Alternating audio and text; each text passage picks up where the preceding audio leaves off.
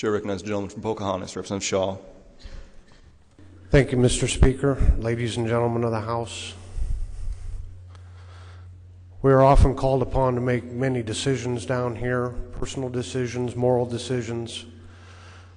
And I just wanted to share today that for me personally, this is one of the toughest moral decisions that I've had to struggle with. We have legislation before us which may save the lives of some persons, but as someone who believes that it is our duty, it is our obligation to stand up and defend all innocent life, regardless of age or stage of biological development, I simply cannot support this bill. This bill violates the very stated purposes of our Declaration of Independence. It violates the United States Constitution and the 5th and 14th Amendments. It does not provide equal protection. Equal protection isn't requested. Equal protection is demanded.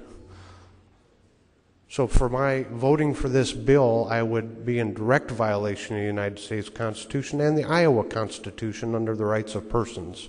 For we certainly cannot enjoy liberty if our life is snuffed out at an early age, if there's any disruption of our biological development. Many of the colleagues in my caucus, I've had this discussion with them many times. Sometimes they get rather contentious. And I know that on our side of the aisle that this is an issue that continues to be debated, not only in the state houses, but out in Washington, D.C. Do we continue with some incremental legislation, or do we do the right thing and simply stand up and do what is right?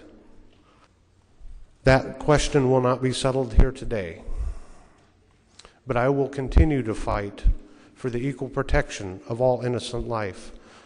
I will fight for those children who have committed no crime and yet face the death penalty.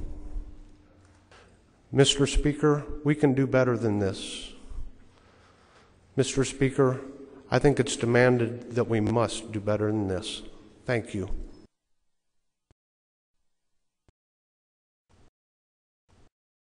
But I will continue to fight for the equal protection of all innocent life.